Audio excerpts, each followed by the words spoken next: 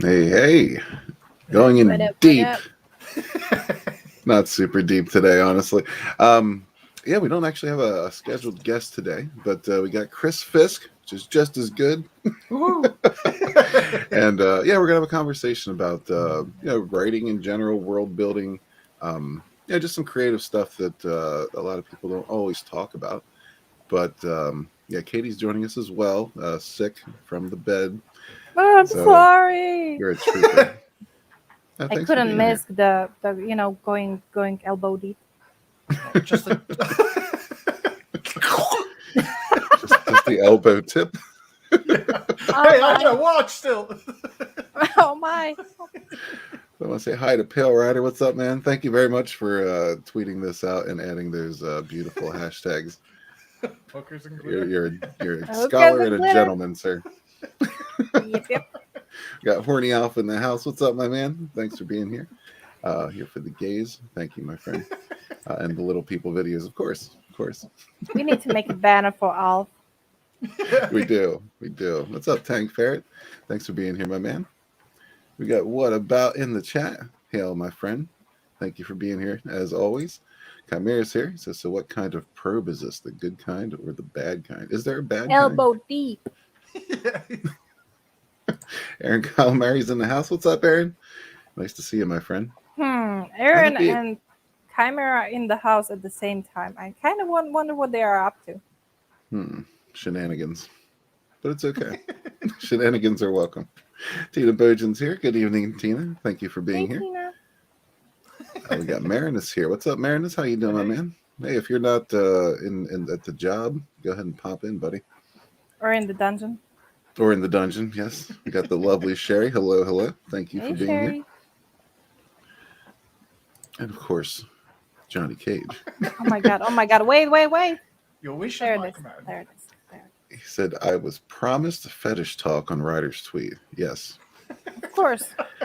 Of course. We'll see what we can do there. There to stay is here. What's up, my friend? Come Thank you for on. being here. Hey.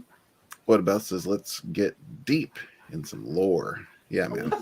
Absolutely. Chimera says, I know someone who likes probes. What? The probes down the throat? I hope not. Oh my. Well, if you do that elbow deep, then I'm sorry for you, man. Yeah, I don't suspect that Marvel or DC will be popping in anytime soon. we're not going to have the kind of notes that they want to take. What's up, Marinus? How you doing, man? Hey, Hey, hey, There hey! he is. Long Dungeon time no Master see you're himself. here. How you guys welcome to doing? Party Pal. Very well. Dungeon Awesome. Master Marinus in the What? house. I haven't been in the dungeon for a very long time.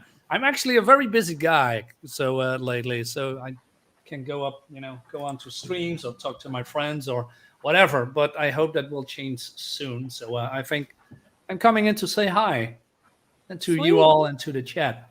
It's good to see you again. Just be Good to see you careful, too. so all the dungeon equipment doesn't get rusty. Oh, Don't worry, I'm gonna polish it as much as I can. Oh. yeah, are you cleanliness is godliness. Woo! When it's up That's the right. bum. Especially in that kind of dungeon. gonna polish in the bamboo? Keep it sanitized. A lot of lube. I mean, a lot of polish. Yeah. Elbow deep. Elbow deep. Elbow deep.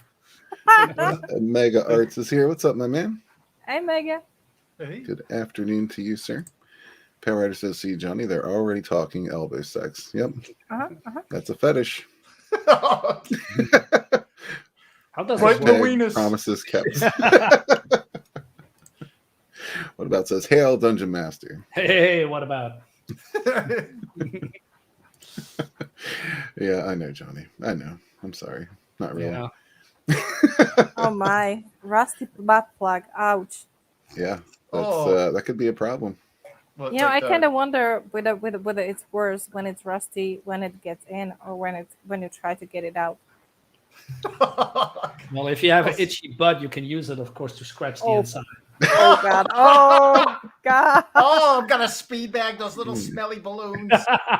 You know that might be a money making scheme that we're missing out on here. Right? You know Oh, that my. that whole itchy butthole thing. There's got to be a quick fix for that, and if we can get on top of that, and make it disposable, because disposable is the key. Right. So says the creator of Bic. Yeah, we could really be in a gold rush Something there. organic that breaks But- down. Right? Well, But not what's permanently disposable, because we would bankrupt very soon. yeah? Well, what's the difference between a ball gag and a butt plug?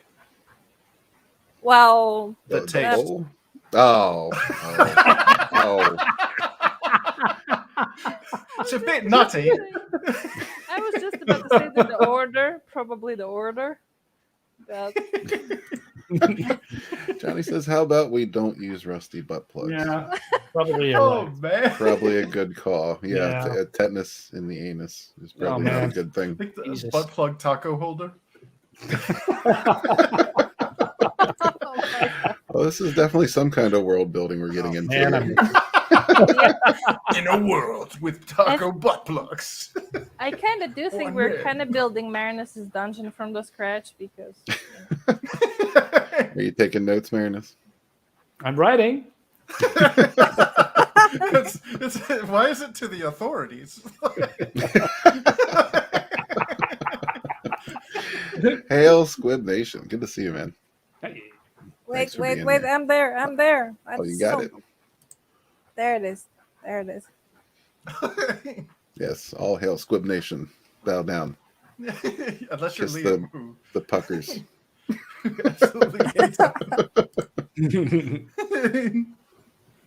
And Marinus, just in case you need an inspiration for a logo, you can take the one that Walmart uses. Oh, what's up there? I Well, haven't for seen those rusty butt plugs. that.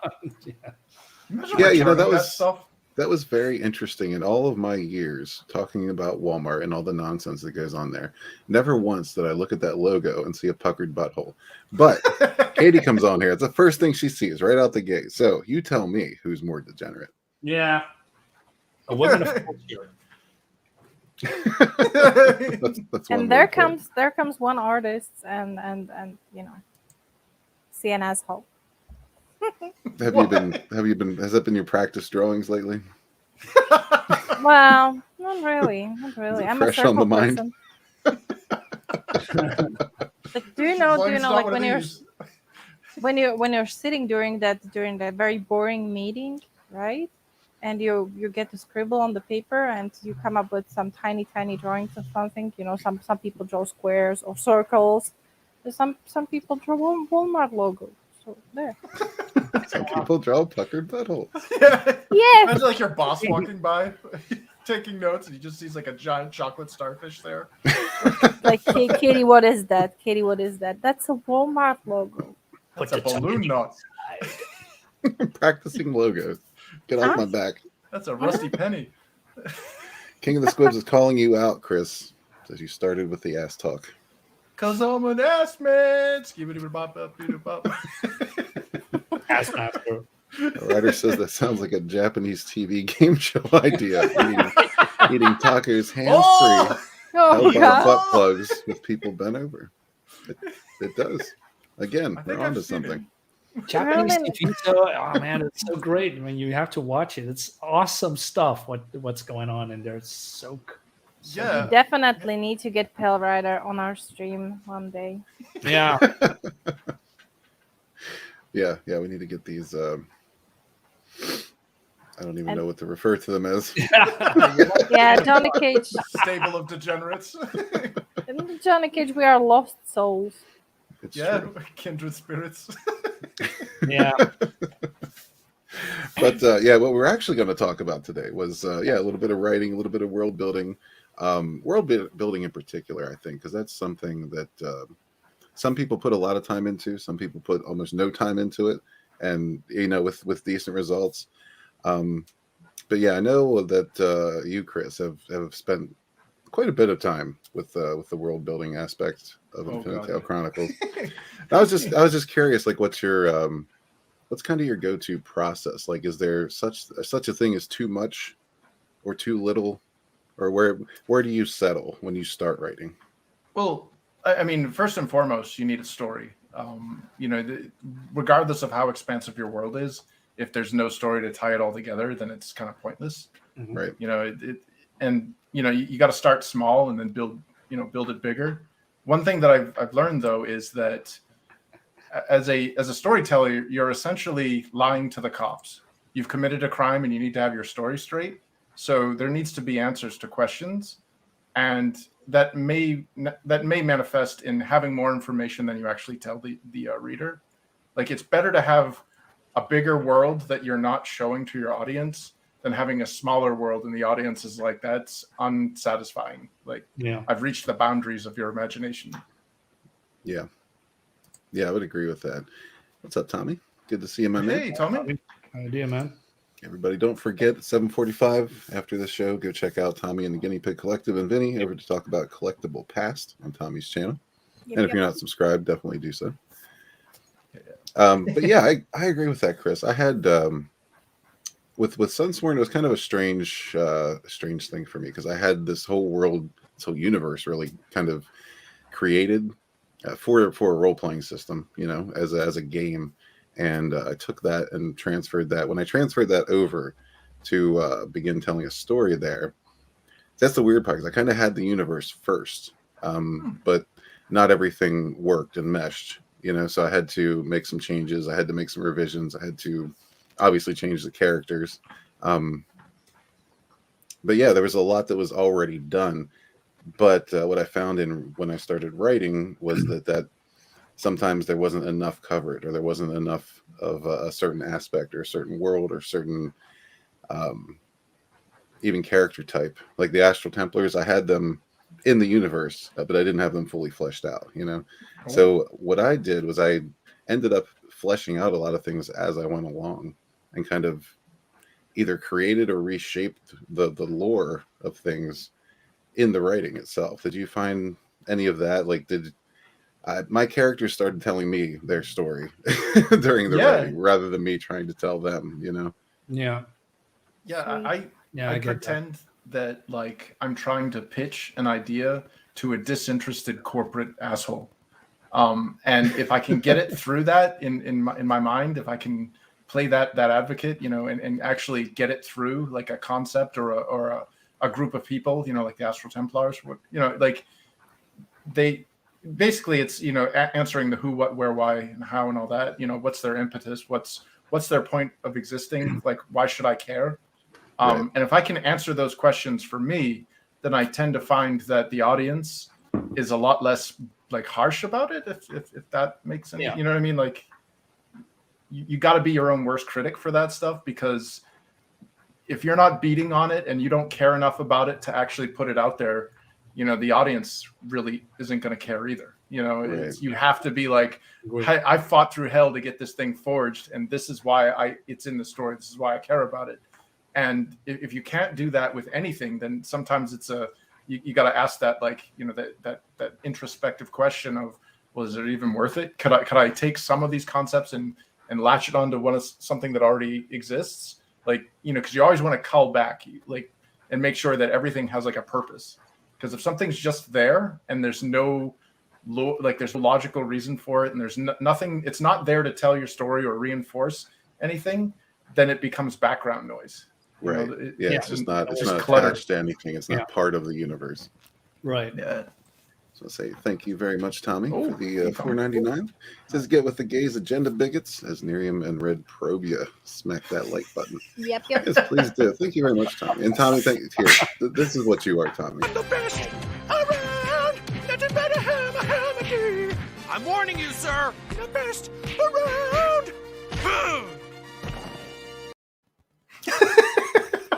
The best around. Nice. Wow. I kind of like the Pale Rider's tip that he mentioned over here. I don't know if you saw that when I shared it. That could work. Oh, this is like when I had a French coworker who watched Two Girls, One Cup on office time, and he's all like, yes, the girls, they really love each other. Oh yeah, she appears to be very ill. Oh, she just vomited into her mouth. Yeah, I'm like, why are you narrating it? Because he can. That's part of was his fun, you know. He's Everybody gets into it. gets their own takeaway, their own He's into it. enjoyment. Yeah. I could never eat peanut butter ice cream again because of that. Yes, I think Chris is rehearsing his alibi pretty much daily. Huh? If I'm not mistaken. Can't prove anything. Yeah, see, Pat Ryder's on board. He knows. Maybe you guys should get together and just work out an alibi, just in case. Whatever. Super fan Adam Shawhan's in the house. What's up, my man? Good to see you, Adam. brother. Hell, man. Jenny says, spoiler alert, you took so long to bury that one character's body that I thought you would have Sarah wake him up. Oh, I was about to send you angry messages with lots of bad words. Ouch.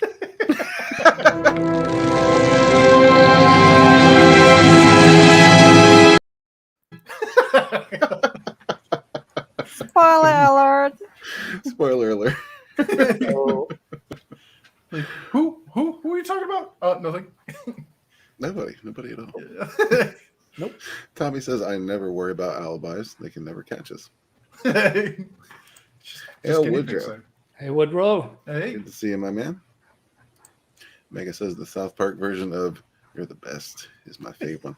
Yeah, man. I'll tell you what I like. I really like Cartman's rendition of Oh Holy Night. That's probably one of the best versions out there. Like, no kidding. I like the pool episode. The water park. Yes. Go back to South Park again. Oh man, I miss so much. Yeah. Yeah. They completely censored that song. Oh. When How they played on dare Comedy they. Central now, like they distorted it so much, you can barely even tell what they're saying. Like, obviously I on get that. purpose. And I've heard them do it with one or two other things on South Park. It's obviously intentional, but it's just, I don't know. I like Get that physical copies. song. Yeah, I mean, you can find that. I put that the unaltered version of that song on my channel just because. Yeah, if you ever Yeah. wanna listen to it. Just in case. Yeah. Just in case. Got Brutal Morningwood. What's up, man? Says, woo, I made it. I cried out when I suddenly felt a disturbance inside me, or whatever the line is. Huh?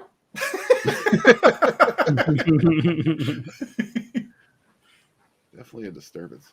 Yeah. But yeah, crap. Where did we leave off now? Sorry, I totally derailed the conversation. There's always room for Thought growth. again. What's the topic again?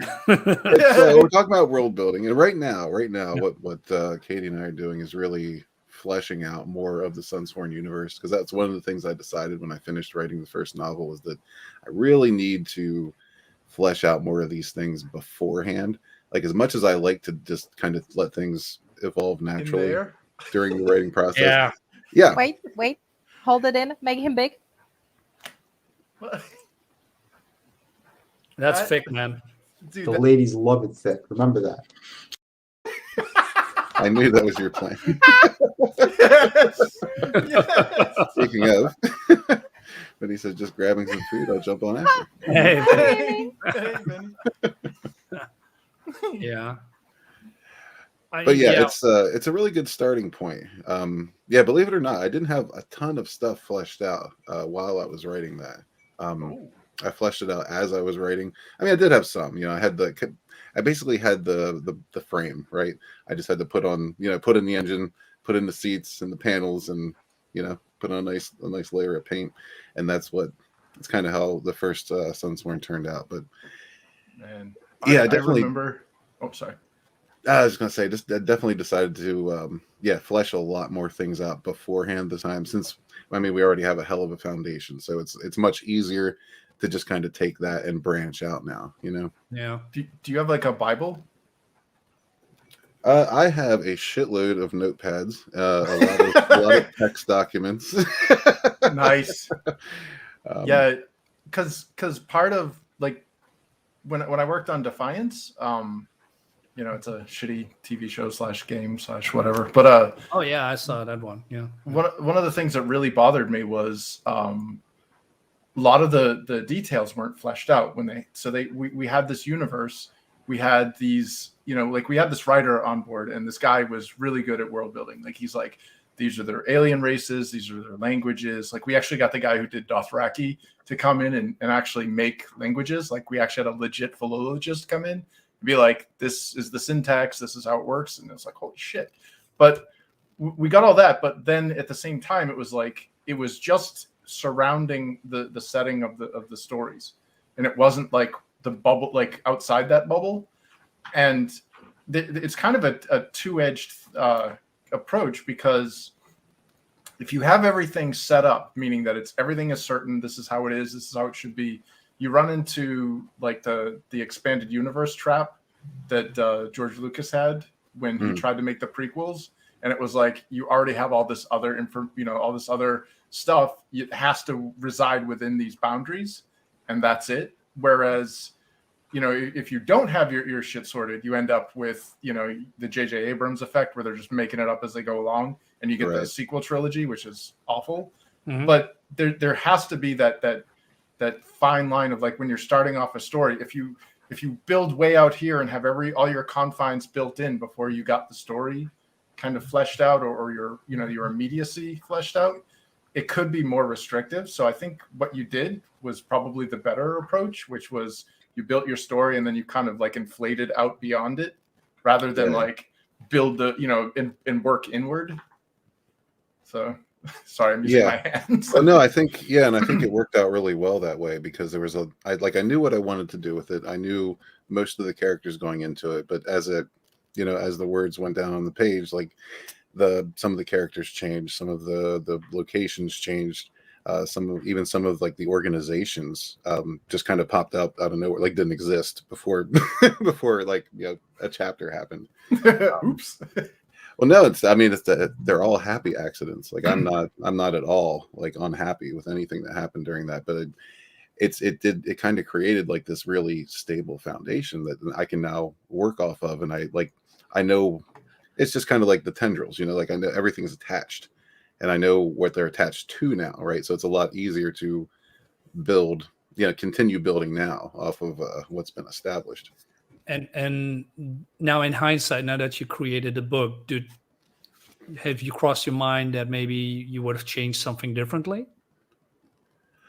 Actually, it's kind of strange that you just asked that question, because Katie and I were just talking about that earlier, and she was asking me pretty much the same question, and I don't think so. I really like how everything turned out, and like anything I would change or alter would just come in future content. If something needs to be changed or altered, then we can do it there. But it's not. I don't see anything as a problem or any big like accidents that happen that need to be fixed or covered up. And I'm grateful for that. I constantly worry if like there's the UX designer in me is trying to reach for that quantitative value of feedback, where I'm like, is this the right way to go? Like, you know what I mean? Like, I feel like the product is never done. The story's never really done. And it's like, when I get it out there, I'm super nervous. Like, oh, like there's that self-doubt. Like, was this the right way to go? Because we're going to go this way, no point in steering now. But hopefully we're not going into the weeds. Well, what I noticed from Hayeside Comics, by the way. What's up, Phil? Yeah, Phil. What I noticed that you two have you three have a totally different approach how to tackle certain topics, but also how you start a comic. When I look at Katie's, and then I look at yours, Red, and then I look at Chris's, there's a really different build-up. You have your own approach, and you have your own thoughts about it. I mean, when I really enjoyed your comic, Chris. Oh, I mean, thanks. it's I told you probably before, but what I like about that, you took your time instead of going rushing in, and here is all these characters, and this is the exposition, this is the backgrounds. No, you're gonna take it slow. You're center around certain key characters, and then you stick with it. Instead of, hey, we have now a brother, a sister, an evil villain, and has other people as well. No. You restrain yourself, and then you build it up, and that's exactly what I like. And Katie is doing that well. She is slowly, although introducing a lot of characters, certain way. I mean, there's a lot of family in there, but it comes later in her books. It's coming. There's a family of a wolf pack there, and you know it's coming, but it's getting slowly there. Well, yours is more exactly Bonds. It's more an introduction about who Lena is, where she is going, what she wants to be, with problems that she's gonna tackle along the way. And while yours, it's more fantasy and mystical in nature. And Red is more, hey, we have a villain here that threatens the universe, and we need to tackle that villain as soon as possible before it gets out of hand. And Red's is more like science fiction orientated, and yours is more sci-fi. And I believe, if I'm calling it correctly, Katie is more stranded in realism, but then also with a little of a horror fantasy in it. But you have the nose in the same direction, but you tackle it differently, and that is what I like a lot. And when I see a lot of books coming out, they immediately go to a certain, what's the word I'm looking for? They want to show you everything immediately. Like ADD. Just Put in power, and there's nothing wrong with it. But I like a more story building approach, because that is what I'm doing myself. I'm doing a lot of research because me as a European, I read a lot of European books, and that is more world building, not only with characters, but mostly with the backgrounds, the surroundings, and the world that they are living in. You see the creatures, you see the houses, you see the cities, you see the skylines.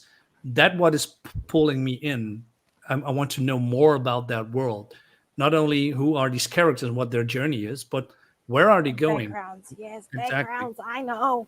I know, but that's my thing. I know. I love backgrounds. Backgrounds is for me everything. But that's me, right?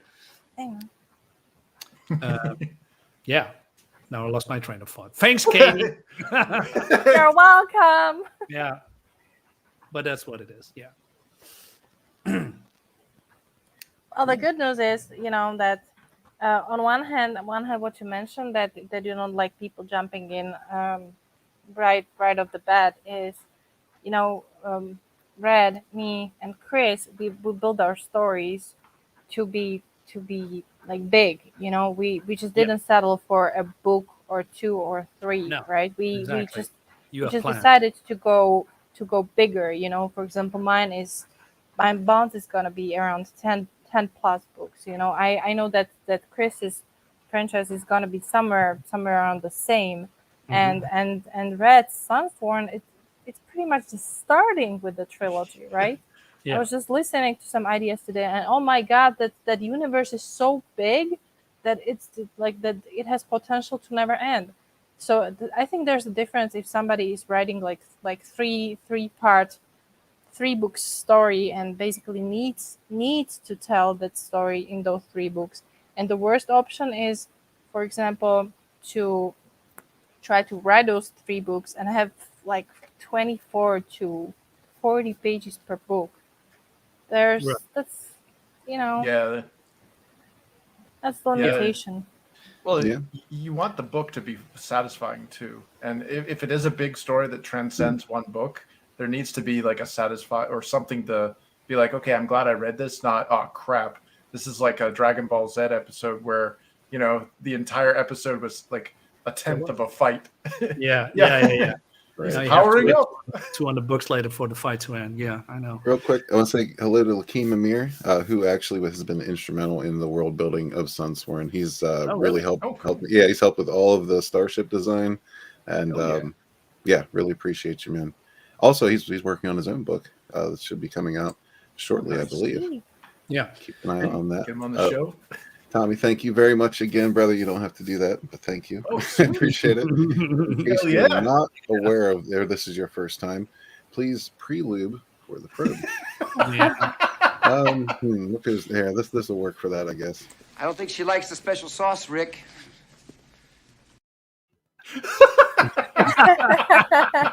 Oh man, what a fantastic movie that is. Oh yeah. Defense. Johnny Cage is asking Pale Rider where Lena is going, Katie. How do you feel about that? Yeah, that's another thing that I wanted to address. Like when Marina said that I'm taking the slow approach, like whenever I'm trying to figure out where the story will go and how to write it to the following book, I can feel the piercing gaze of Pale Rider poking into my back because I already know he wants Lena. He wants Lena to be adult and sexy, and she's only in her teenage, right now. And I like that. Yeah, I mean that you are taking a slow. Okay, forget what I said. Clip it. Yeah, that came out wrong. What I'm trying to say, I love your slow world building. Thank heaven for little girls. Yeah, I like a little girls too much, no? Oh. Whoa. Yeah. I'm just going to cut that off and say hello to CJH. Yeah. Good to see you. Tommy says, red gaze is Marinus talking about probing someone. It goes slow and builds up. Yeah, Tommy, let's not go there because the other part of that story was a teenage girl. So let's not continue. Let's not get there yet. Exactly. Let's Ryan Cardinal is here. Hey, Ryan. Hey, What's Ryan. up, my friend? So is Greg. What's up, Greg? Hey, Good to see you, Hey, man. Greg. Hey, Graham. Sharon in the house. Haven't seen you in a minute, So brother. many Good to see you. people. Yeah, man. Always good to see you. Yeah, Peter's an awesome dude. Yeah. What about says I like thick backgrounds? Yeah. Thick. Okay. And Vinny, of course, says the ladies love it thick. Yeah. Of course. You missed that one. We already played it. Giggity. Johnny says Bonds is going as far as it takes for Lena to be legal. Of course. Just to wait. Once she gets legal, we're not holding back on anything. And I'm not saying anything. Whoa. Is that a promise? Whoa. Yes, that's a promise. Is the final book when she goes legal, is it going to be in a brown paper bag, the cover? Oh, God. Yeah, you want to keep following Bonds. I hear there's some hot stuff over the horizon. Oh, wow. Sizzling. Woodrow is offended. He says, how dare you? Dragon Ball Z was writing perfection. Says, just kidding. It was designed to keep young boys watching. Yeah. On the next Dragon Ball. Johnny Cage says, oh, he made the ships Katie had to draw over and over again. Yes. I just didn't want to mention it. Okay. Phrasing. Yeah, I'm a bit behind in the chat here. Yeah. What did Marina say that was awful? Oh, right. So, He yeah, said it was the a boys yeah. stuff. Yeah, let's Look forget at Johnny that. Cage being the mama of the stream. Yeah, Right? Johnny Cage is very mature. Okay, then. That wasn't actually a joke. I think that silence that came after told you otherwise. Oh.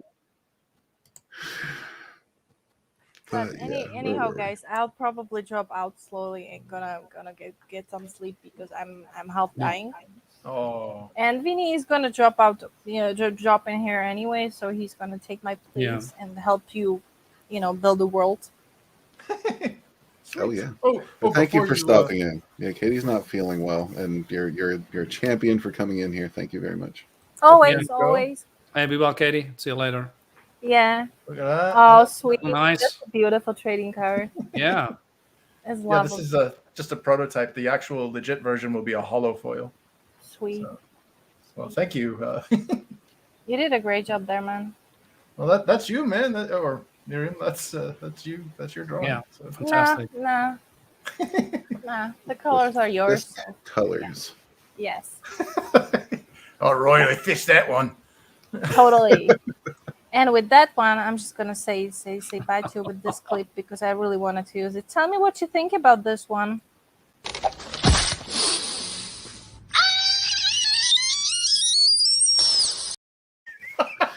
You're obsessed. What about says drink lots of Gatorade and eat crackers? Sure. Cracker. And I'm going. Yeah. Have a great night, guys. Yep. You too. Good night to you. Bye. See you later, Katie. Bye. And by the way, if in about 2 months, I have a week off. I'm going somewhere, and I'm gonna take your book, Red, because I'm very behind with everything, and I think I'm gonna read your book first, and then come back to the comic later. So I think that the story will be more digestible for me. So yeah, I'm looking forward to do that. Wherever you are, it's guaranteed you're ahead of Sugar Chris. That's enough unread books and behind him. Oh yeah, I'm collecting. Well, is it worth hoarding too many books lately? It's terrible, and I have to also catching up because well, I seen so many books that I want, but I never got, and now I've said, oh, I'm just buying it, and then, $20 later, I have too much comics, so I have to rein myself in a little bit. It happens. I got to backlog myself. I read, Johnny. I absolutely. I mean, don't you watch my reviews on my channel, Dark Side is Comics? Here, subscribe to my channel right now, please. Yeah, I read it. Yeah. I don't know. I'm grateful that of all the indie books that I've backed, like I've liked them. Like, how usually you get you'll get like a big stack of books at the library or whatever, and then you're about 3/4 of the way through, and you're like, these suck. Like, the covers were good, the synopsis was good, but then when you actually read it, it was like a textbook. What's even worse is when you decide to just buy a bundle, and they suck right out the gate. Oh, yeah. Well, I'm being severely dyslexic. Like, I'm an extremely slow reader. But so I get really choosy with what I want to read, and I have like a goldfish's attention span when it comes to like a bad book. Like I'll crack open a page, but sucks. Instantly, I have that as well lately. I'm just when I was younger, I just collect everything that I got my hands on because just in case. And I have these comics still, and I just read a couple of old 90s comics, and I'm a big fan of 90s comics, but I also have this old Image comics when it's all, big and brawly and big dudes and sexy babes and all crazy stuff going on.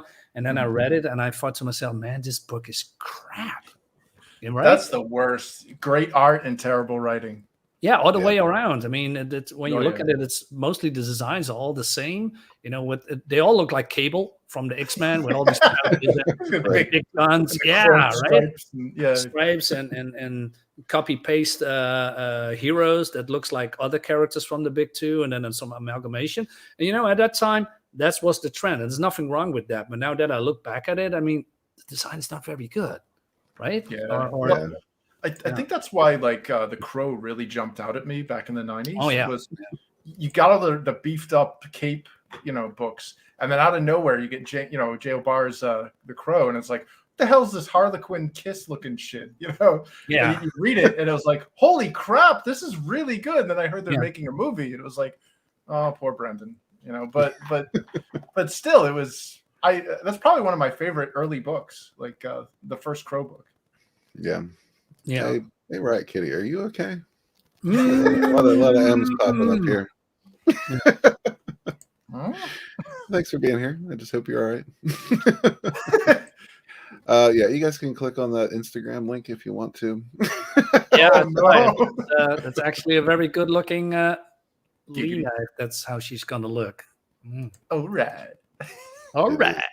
Things that look good. In case anybody has not jumped on Infinite Tale Chronicles yet, just want to play your trailer quickly so you know what you're missing. Check it out. We were all innocent once.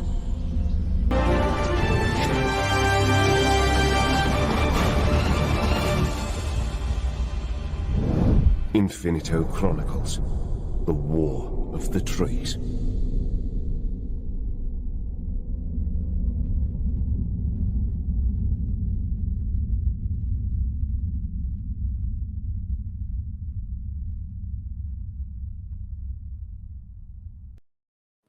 Ooh. Absolutely epic. How could you say no to that? Man. I have to talk to you in private about something later, Chris. I mean, when I see a trailer, I'm all getting giddy. I said, "Oh man, I want to You made Marinus Heart. Congratulations." Yeah. What's up, Bancroft? We're probing everyone, anyone and everyone. Tonight. Don't clinch. We're talking about world building and just writing in general. And we got Vinny here with us. Hey, Vinny. What's up, Vinny? Hey, Vinny. Hey, guys. I've got something very appropriate since we're probing. I'm eating a fudge bar. Oh, was that? I know what you're doing. I'm going to take the bait.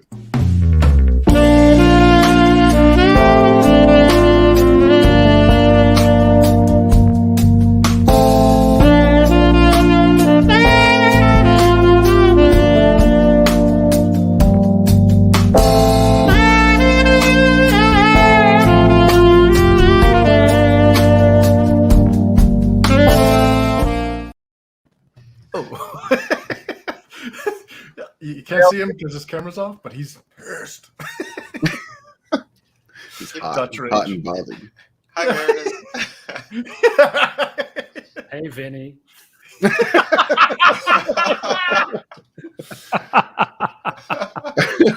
All right, Oh, Ryder. shit. We'll check this out. Oh my. Whoa. Okay, so this is what Pale Rider pictures Lena looking like. One moment, as a grown-up adult. Are you allowed to show it? I think so. I hope so. Whoa. Wow. Who I is don't that? see any That's, signs that's of. really nice. That's hot. Yeah. I mean, how can you say no to that? I'll be in my bone. Johnny Cage says you don't get to do such a thing in front of a camera and then complain about it being used afterwards, Marinus. Well, I didn't push the record button. Now, did I? Just assume, brother. Just assume. Yeah. You never know. Listen, Marinus, there's no higher compliment than becoming a clip on this channel. Really? Well, I totally disagree with that one. Oh, come on now. You know it's the truth. It's a beautiful thing. The Does heart he have of to the pull out- frozen truth. Does I'm he have to walking. whip out the tassels? So, Vinny, we were talking about world building a good bit and like some of the procedures and techniques that we employ while doing it. How do you tackle world building? Is it something that you do a lot of beforehand, or is it something you just kind of come into as you're writing, kind of build it up around as you go, or a combination? It's kind of beforehand, but since I'm writing and drawing stuff, I'll have like key kind of moments in my head that I'll start to I'll draw it, I'll get it out on paper just to have like a better vision of things, and then I start to build even more off of that. But like in the case of what I've been doing with all my books for Mela Art World, there's connecting factors, but I did it partially after I got about 3 different projects kind of down on paper. Then I started to kind of figure a way of connecting it a proper way, because I always did enjoy those worlds that are, like they have so much history that world building is there, right? And like I said multiple times too, I'm trying to create something that's much like our real world, where we could look back at the different histories of things, Egyptian culture, Roman culture, whatever, you name it. It's something that we could look back and go, okay, because that whole stuff, it's just so cool, right? If you get into like mythology or like the gods of the Egyptian world, stuff like that, there is so much there, right? So why can't we do that with our own stuff? Why can't we build our own things, and there's like a thread that's common knowledge for a lot of people too, so they're not going to get too lost on what's happening. So it's, I don't know, did that answer your question? Did that make sense? Yeah, I think so. So yeah, you kind of do it a lot. A lot of pre-planning, more so than not. Mm-hmm. And yes, and like kind of while I'm in the middle of it, I get like flooded with so many different ideas and concepts I could really expand upon what I already have for the foundation. So right, so alter some details. Yeah, I found myself in a lot of that. No, go ahead, Marinus. Yeah, Vinny, a question. I mean, you say, hey, you wanted that your stories come from some parts of the reality. I mean, what is that a go-to preference instead of go all out and let your imagination go and create something totally different than what you are doing now? I mean, I haven't read the book of the City of Venus actually, but is that also part grounded in reality at some point? Well, I think everything is, and in most cases has some kind of reality, that's grounded in that. But I go big with stuff. I have a story that's going to be all magic and sword and sorcery type stuff. So no, I'm going big, and usually like the issue 2 of most of my books, well, the ones that I've created by myself, they expand into much bigger places, and it's going to be all out. City of Venus 2 is going to have a whole lot more happening with it, because I want to show those kind of the big surprises that I had to hold back on in the first issue.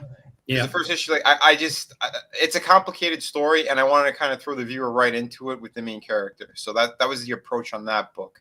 But yeah, you're gonna find out how like the main character got there, the other things that are happening in that world, more about the floating city. But there's gonna be big action moments and sequences and stuff like that in that book. Same thing with the pirate book. I need to lay down the groundwork, and then when you see issue 2, it's gonna be over the top, man, because I am putting in that supernatural element. Nice. You know, but yeah, no, it's trust me, we're gonna go big. It's comics, so it's not just gonna be talking heads or anything like that. That's why you know all the battles and all that other crazy cool stuff happening. Yeah, well, the reason that I'm asking is because when you look at certain projects and it's grounded in reality, although there is some mystical or supernatural in nature in there, you always go back from, hey, this is recognizable. When I look at Chris's book, you know instantly, oh, that's an elf, because it's a very recognizable creature in the world, as you know, within the world of trees and stuff like that. How does that affect your world? I mean, is it important to you that people instantly recognize what it is, or are you open to do something so out of the ordinary that you have to explain by not only the story but maybe visual storytelling actually what it is? I mean, you do now a pirate book, right? So you know instantly this is about the pirates and in certain century and certain era, right? That is some grounded in reality. How important is that to you? Are you open to do something completely different? Well, each book is totally different that I approach. So for the pirates, obviously, like that one, yeah, it's important that people recognize, you know, where we are, right? It's not, we're not in space or any other weird, stupid shit with pirates. No, I'm showing that we're grounded in that world. And then from there, yes, you're going to see the big moments happen. You're going to see the supernatural stuff or, you know, the extra kind of fun things about it.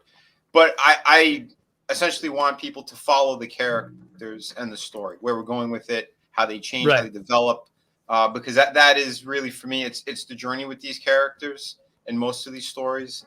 I have another one that's going to be, it's set in kind of current times that it's not important that people know that it's, in our time right now, but the story itself and what happens is going to be more of the, the thing to follow, and the main characters and who they are and where they go and what's going to happen with them. So yeah, everything is a little bit different. And this, like the Sword and Sorcery one that I'm going to be doing as well.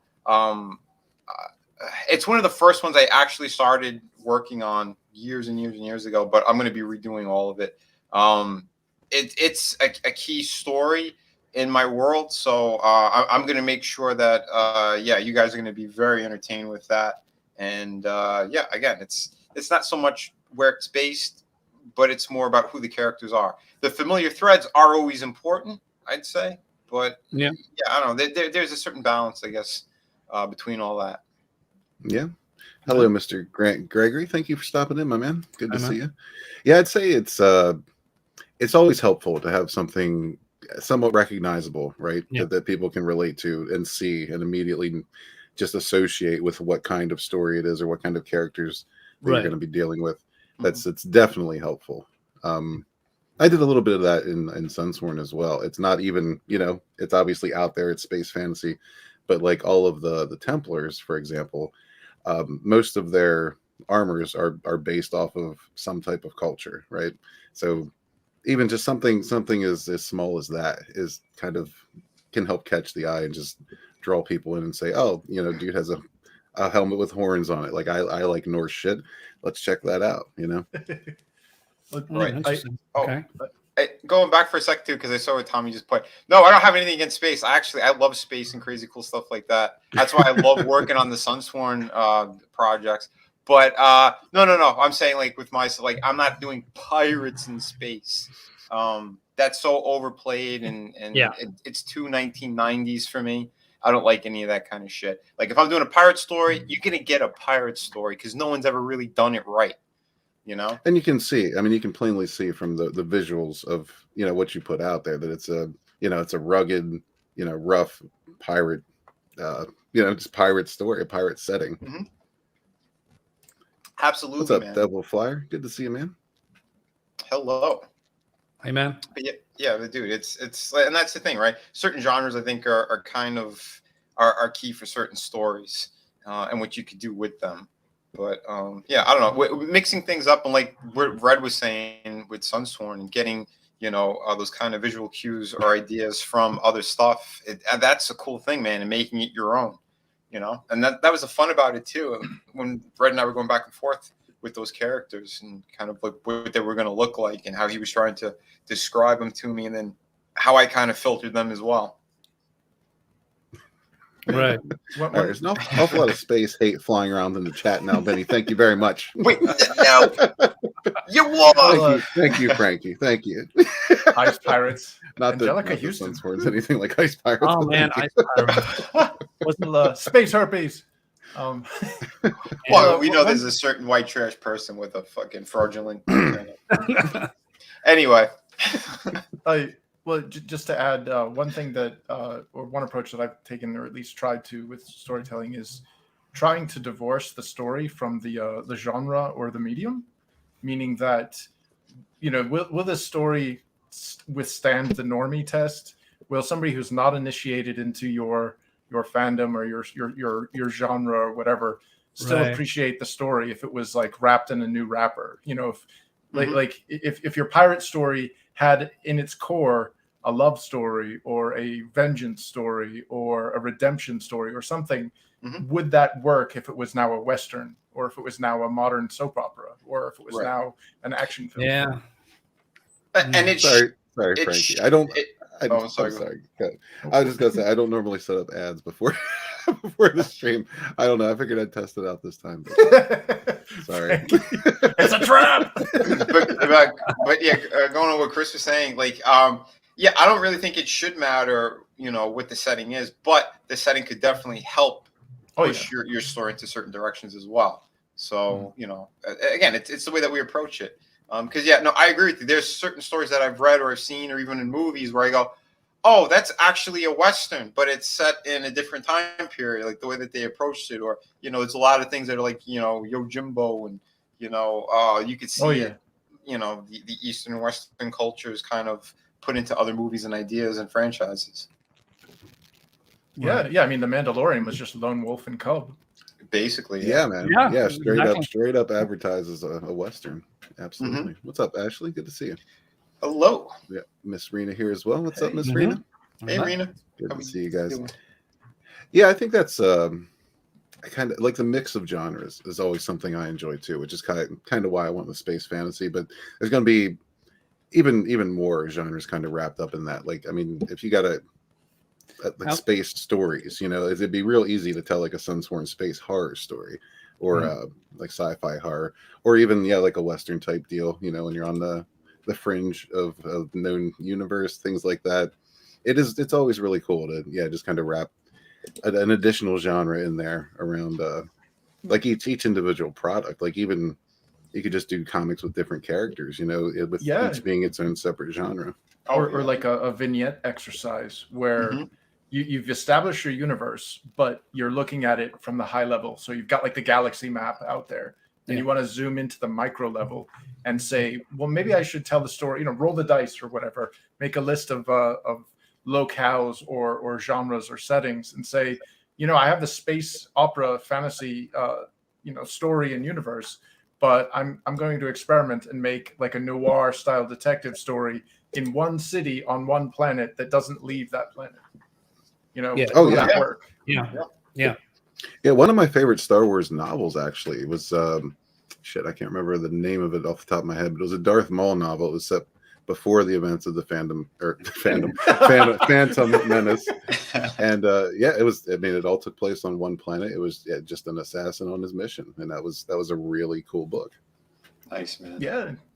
How do you feel? Shadow Hunter. Wow. How do you guys feel about trends when it comes to comics? You know, modern topics.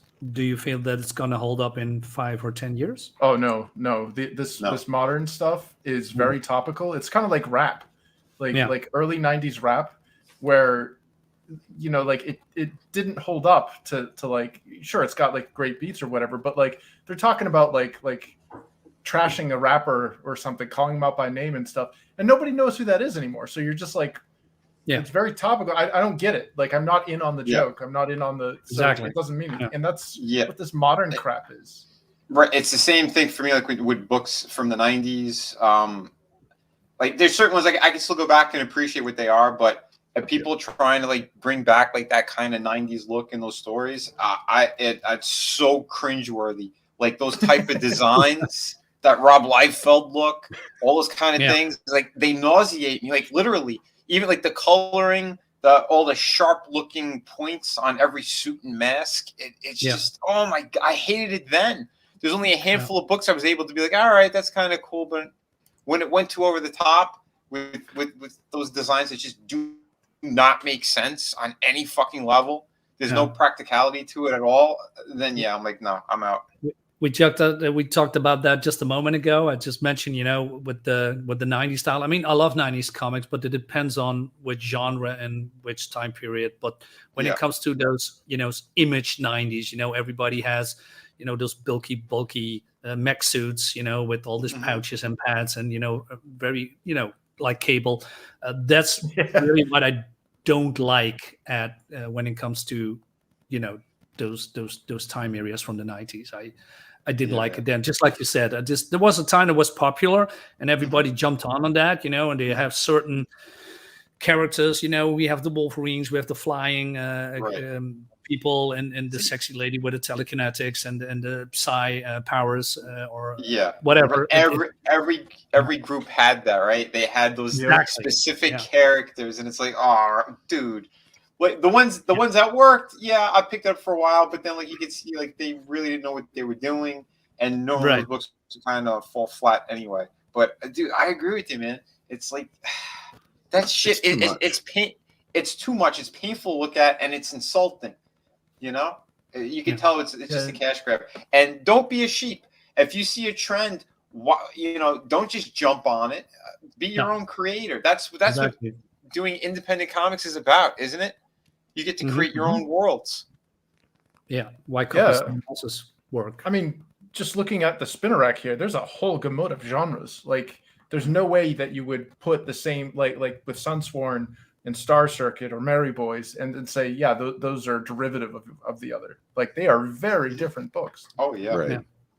Yeah. As far as the topical stuff, like I would never even think about putting that any like modern garbage, unless it was like some kind of joke on a billboard in the background of one shot or something like that, like even then I probably wouldn't do it. But that's kind of the whole problem we're having is everybody. I mean, it's about the political messaging mainly in entertainment that people are upset about, and rightly so. But I mean, it's kind of hard to not throw in a topic from like today, like what's in the news this week, into a book and like not have that somehow be construed as political one way or the other, Well, we've had it weaponized though. I mean, I blame Comedy Central. Like, I think that was the genesis of this, is they have this very tried and true formula where they'd present a topic and then present their side of the topic and ridicule their opposition side. And they would just completely demonize, like they would make fun of them the whole time. And it worked when Craig Kilborn was on The Daily Show, and Jon Stewart, love that guy. He did it really well too. But as it got, into the Colberts and all that stuff, it turned into this, like, you're with us, right? If you don't agree with us, you're with them. And they just spent the last half hour generating this entire crowd to like basically mock the them. And they're trying to tell you how to think. And that's not the job of entertainment, to tell you how to think. Right. It's to make you think. It's not to make you think how they're telling you how to think, though. I'm glad you said that, Chris, because that's 100% correct. But the one thing you did have wrong was Jon Stewart started doing it near the end. Because I wasn't watching him like religiously like a lot of people. I'd catch it here and there. And at the end, they were already pushing that shit where you're with us, right? Like, one of us, Yeah. Fuck out of here. The greater good. There's a call for it by Pale Rider, so we're just going to go ahead and do it. What must be what? Yeah, better yeah, than John, yesterday. John Stewart was definitely guilty of that, especially toward the end. But he still occasionally does come out with something common sense. You know, he does occasionally still challenge the norm. So I can appreciate that about him. He's not a complete sheep. Yes. Yeah, look what he did for the 9/11 responders. Exactly. You know? And that pissed off and surprised a lot of the left, right? They were going after him too. It's like, oh, go eat a dick. This guy's actually doing something good and you're attacking him for it? Yep. Please. Yeah, no. But yeah, you're right. Comedy Central really is kind of the doorstep where a lot of this crap started to roll out from. Unfortunately. They should have just kept Benny Hill on. Like, you know, they had those giant blocks of Benny Hill. That's when it was good. Yes. Oh yeah. Mr. Yakking Bean. sex. Yeah, I noticed they do a lot of South Park marathons, and that's probably because it's one of the only shows that actually gets views. Yeah, that's the only thing keeping that channel afloat. Oh, pretty much, yeah. Yep. Man. And those guys are hardcore conservatives. They're like, yeah, we're conservatives. It's like, wow, so you're in Hollywood, in the belly of the beast, saying you're conservatives? You must be like balls of steel conservative. Oh, Well, yeah. that's because they were like, Hold it. I show you goddamn retards.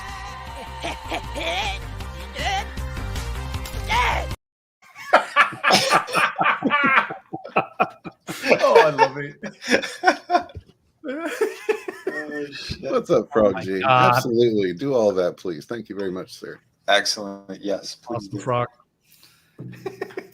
Yeah, but you can see that, you know, the mainstream, speaking of writing, you know, they are not only failing because of all the woke stuff, well, mostly, but look at IDW, right? They are on the brink of, you know, extinction now, They lost both of their property, like their big right? properties. I mean, Yep. the About time. yeah, with the GI Joe, the most American comic you can find on the market, and they fucked Did you that see up. that And cover? I'm not Did you even see that American, cover? right? The Special Forces, it was like this like ham beast and her like two hipster friends. Yeah, Like fat Well, black that's woman like or the current something. army. yeah. Yeah. Oh yeah.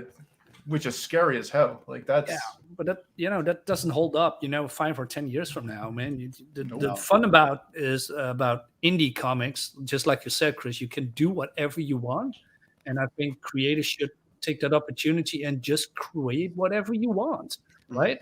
And I think that's I mean, for instance, Michael Bancroft, who was in the chat, I'm not still if he's still here, but he did also do something grounded and then add some fantasy element in there.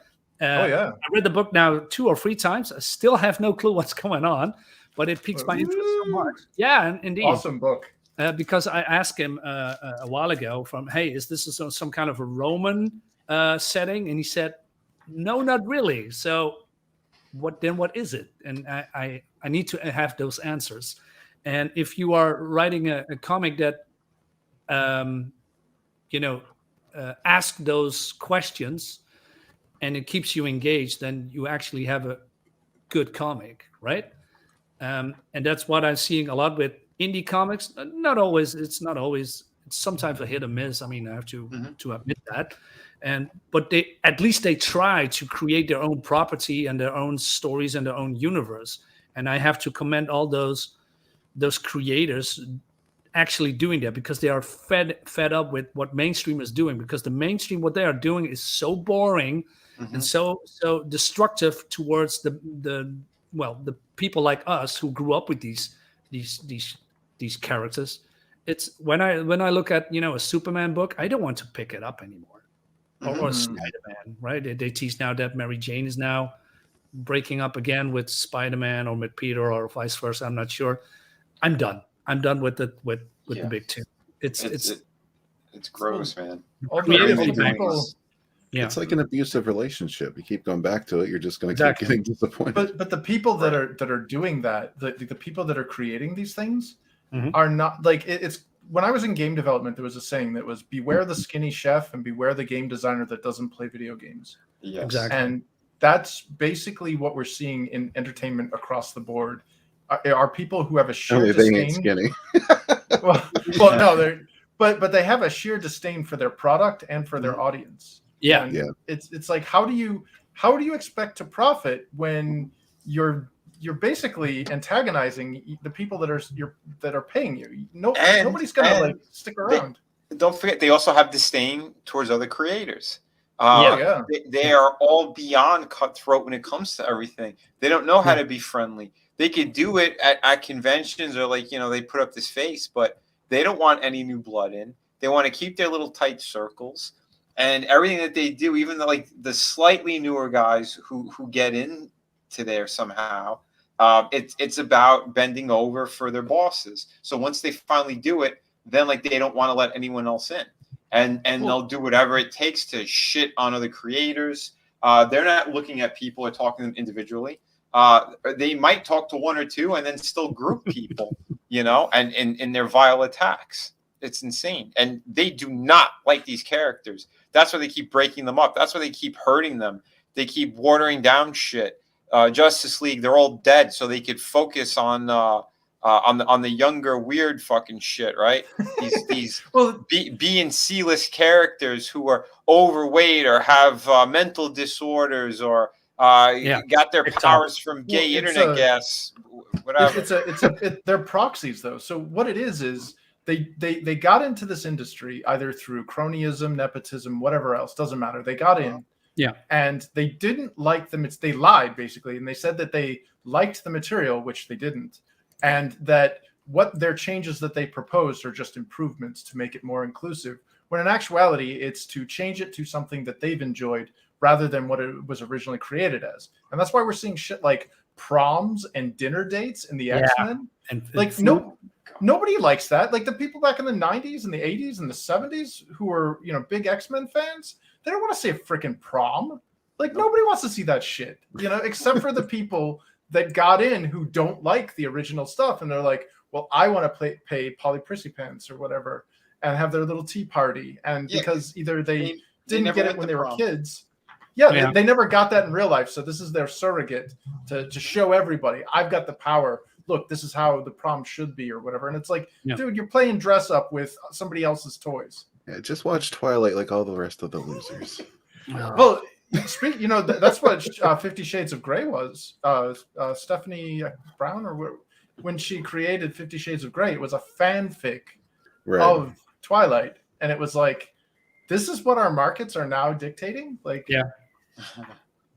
and very poorly written, by the way. I mean, that's absolute proof that all it takes is a little bit of a female power sex fantasy to sell some shit. God. I don't know. Who's going to follow that trend? Well, it's so sad seeing that happen across that's why I appreciate like the indie comics, is because it depressed the hell out of me when I had that disillusioning moment when I got into game development back in like the mid 2000s. And like, I thought I was going to be amongst nerds. Like I worked blue collar jobs. So when Fisky's talking about that weird elf shit and the weird video games, dude, come on, let's go talk about the Patriots. The Pats are playing tonight. And when I hear sports talk, honestly, it just goes, ooh, like Charlie Brown's parents. It's all wah, wah. Like, oh, you see what Brady threw? I was like, I don't care. Like, but so when I got into the industry, I was like, finally, I'd be like the bee girl in the Blind Melon video. Like, I'm amongst my people. We can geek out about this shit. And unfortunately, these people were too cool for the games. They're like, I want to be a Hollywood whatever. I want to make concept art for Marvel, which one of them ended up doing, and all this shit. And it was like, but we're here in video games. Like, you're not cooler than me. You're a freaking nerd too. Like, this is what we should be doing. Yeah. And if we can't get excited about it, how are we supposed to expect our customers to? And about that projection, the image projection, right? Yeah. There's no love for the industry anymore. It's just more, hey, how do I get my Netflix deal to send my message? But that's all comics are. When I was in the toy world, that's how it was as well. Everybody who was in toys wanted to be in movies, and everyone who was in movies wanted to be in toys. It was this strange thing. Yeah. Pale Rider has a challenge for the panel. He wants an elevator pitch for the Miles and Peter hookup book. Oh God! I'm not gonna even go there. Hot, Dr. Fauci, high flying action.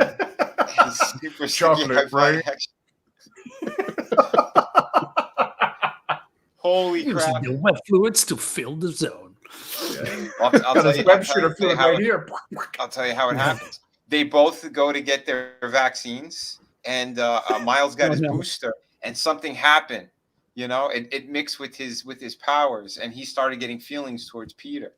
And now they're swinging high above the city. Peter is so upset that MJ left him, and the shot changed his DNA so much he grew tits. And then the two of them became lovers, and now they're swinging everywhere, and they're fighting crime and having sex on rooftops. There you go, Pale Rider. Yeah. And one of them wears a red dress. You decide which. Yeah. And don't forget Dr. Octopus with all the tentacles, right? That's the hentai just untrue. Oh yeah, no, he changes the ends of. He doesn't have clamps. He's got dildos and vibrators. Yeah.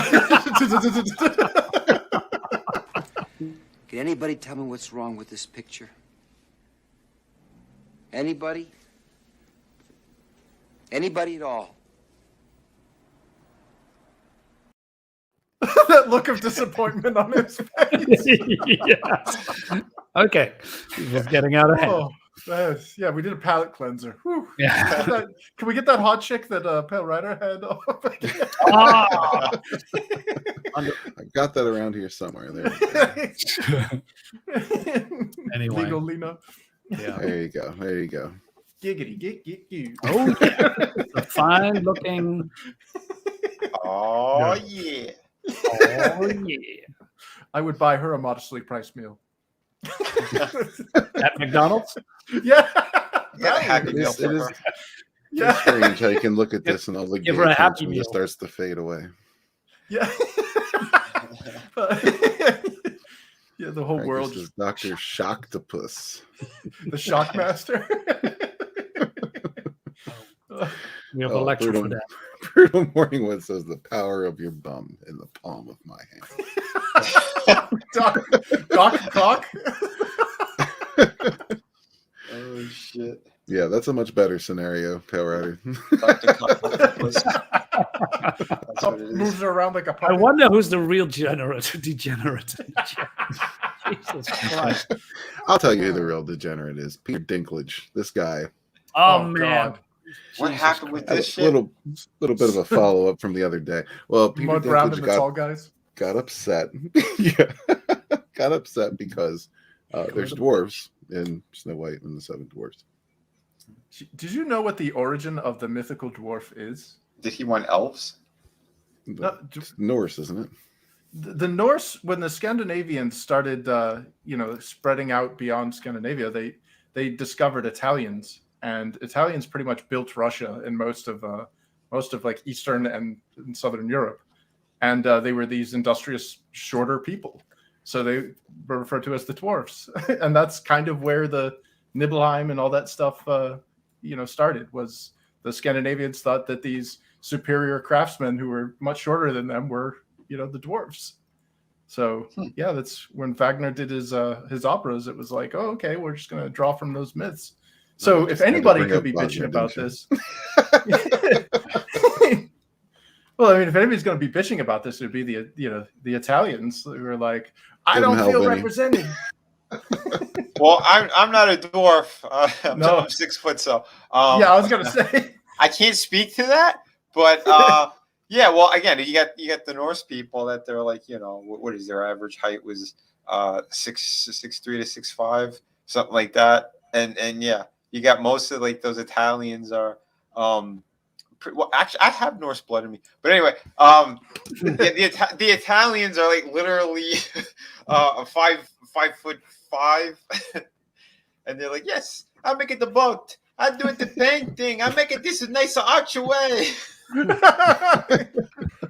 But what I don't get though is like how Peter Dinklage is like, not only is he advocating to get himself and his fellow people with dwarfism out of acting jobs, but like he's equating people with I can't remember what is hyperplasia, whatever the hell the disease is that makes your torso normal length and your limbs short and your head go. Just go with dwarfism. Yeah, okay, dwarfism. Like midgetism. But whatever it is, I don't understand how you have to equate those two things, because in the Hobbit movie, none of those people who played dwarves had dwarfism. Like some of those actors were taller than me. Mm-hmm.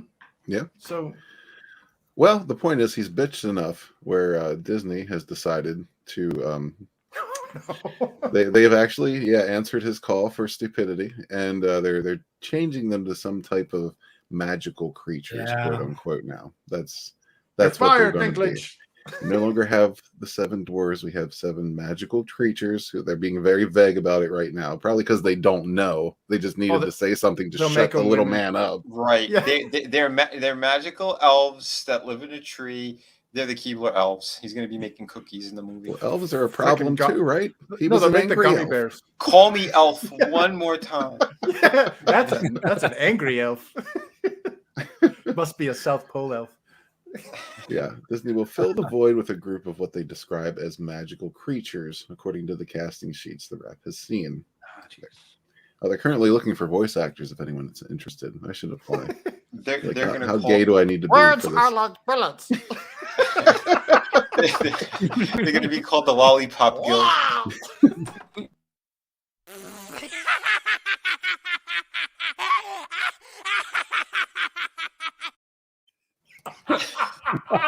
Put the bow tie on. That's not fair. Oh, Johnny says the porn parody is going to be fire. Where's Killy Chow? Frankie says it's called Smurfism. Yeah, like magical creatures. They're gonna make some of them female too, or they'll probably make all of them female. Of course, or gay or trans somehow. Oh yeah. Oh my god, I can picture it now. There's like a bunch of gay hipsters. Oh yeah. Jesus guys, I gotta get going. I got the toy stream with Tommy. Oh, no problem, man. Okay, we're gonna there, man. See you later. Wrap it up here shortly, but have a good night, Vinny. I'll catch you over there. See you in a bit. Later, everybody. Come swing by when this is done. Later, Vinny. Peace. Unfortunately, I have to go too because I need to get up in 6 hours. I need to get to sleep. Oh, yeah, I know that feeling. Yeah. Yeah, go ahead, man. We'll just talk about this a little bit more and wrap it up. Get some people over and watching Tommy. And Okay, guys, it's been fun. See you later. Have a great day. Also to the chat. See you later, guys. Bye-bye. Have a good see you, Marinus. Thanks for coming, man. No problem. Bye. See ya. All right. Right, Kitty says they're all just going to be unicorns now. The Squib says Snow White and the 7 furries. That wouldn't surprise me at all. Avenge me, brother! Are they going to be magically tall dwarfs? I really don't know. Like they're being intentionally vague about it, which just they're even asking the questions here in this article, like, well, they still have the names Sleepy, Grumpy, Bashful, etc. But these magical creatures will be the substitutes for the original 7 dwarfs. So apparently, all it takes is one loudmouth dwarf to get angry, and that's that. That's a wrap. It's so stupid. I mean, we've basically vandalized every aspect of our culture and our history now. I mean, we've got like Black Anne Boleyn. We've got, everything is pink washed. Like male heroes are now dead and replaced by female ones. There's now Wolverine as a woman. Daredevil is now a woman. Doctor Strange is now a woman. Like Thor. Like this takes me back to the whole like D&D debacle that started with the orcs. Like this crap is bleeding into fantasy now. Like what? Yeah, no escapism anymore. It's ridiculous. I mean, this might be a little bit more on the nose than the orcs were. Yeah. But still, I mean, come on, you can obviously see these are not like real people with dwarfism, right? They'd be like flippered and like, they have short legs. These look like Dinklage to you. Except for maybe this one, blowing his horn. this South Pole elf. Yeah, I don't know. I don't understand. Like, there are two. Sure, they have the same name, but it's one is a medical condition and the other one is a completely different race. It's a being, Yeah, actually a magical creature. Just call them 7 gnomes. The Americans call we all think that gnomes now are just little bearded guys, anyways. So yeah, I mean they do look more like stereotypical gnomes, honestly. But yeah, I'm sure somebody would find a problem with gnome as well. Yeah, My exactly. God. I'm offended. Change the history. Yeah, that's what it boils down to. But I think What About really has it correct here. It says Hollywood can do it at once. It's dead to me, along with the people working in it. Yeah, amen. Yeah, man. That's the only answer to this. Like, honestly, we really got to try harder to break out with these indie projects because it's our only hope. Yeah. I mean, Well, it honestly is. What scares me is that this destruction of Hollywood, this wholesale obliteration of it, feels planned. I mean, it feels like when China bought up all of these Hollywood companies, they used them to study how things are made, how to get the technology for special effects and all these cinematography and all this stuff, and then cast them aside like sparring partners and watched them all crash and burn. Because right now, Asia is eating Hollywood's lunch. I mean, you've got manga dominating the comic industry and, books, and you've got anime coming in for the animation stuff. And then look, a couple of years ago, Korean live action, man. Yep. Yeah, exactly. I mean, what was the what was the latest one there? The Squid Games. Squid Games? Yeah, Squid Game. And then what was that Hollywood movie there, Parasite there, that like cleaned house at the Hollywood Awards, like the Academy Awards? Like they came into our turf and basically said, yeah, we're going to sit down and set up shop. Like, yeah, because it's so easy to. Yeah, that's what I mean. Like if one of us was a filthy rich, we'd be the new Hollywood. It's as simple as that. All it takes is one billionaire to sponsor somebody with a brain in their fucking head, and they could be, they'd be on top of the world. Yeah, I mean, the whole point of, I think it was something that Stan Lee had said, and I'm probably going to butcher it because I can't remember the exact quote, but he had basically said that like life sucks, and that our jobs as storytellers and entertainers is to distract people from how shitty their life is. Yes, make life suck less, not remind you constantly how fucking horrible it is. Yeah, like, and not only that, but like lecturing people and making them feel bad about themselves. Like, seriously, like there was this like story in Great Britain about this little white kid who killed himself. It was like a 7-year-old kid killed himself because everybody hated him, and he's just sitting there crying. It was a video of it and everything, and it was because of his race and him being a boy and stuff. Like, that is heartbreaking. Like, you're not going to see that in the news. No, of course not. Of course not. It's the wrong identity for the narrative. But like that, I don't care what his race was or what his sex was. If people are feeling that way, like there needs to be avenues of escape, and that's what it was for me growing up. I had entertainment, video games, cartoons, whatever. They don't have that now. Yeah, and you're absolutely right. What about it? Yeah, this has been in the works for decades. People don't realize, but yeah, it's most definitely been working up to this point. It's just that each generation they've been making weaker and weaker and weaker to accept this bullshit, and here we are. I know this is like this sounds super bad, but like I think the biggest mistake McCarthy made was failing.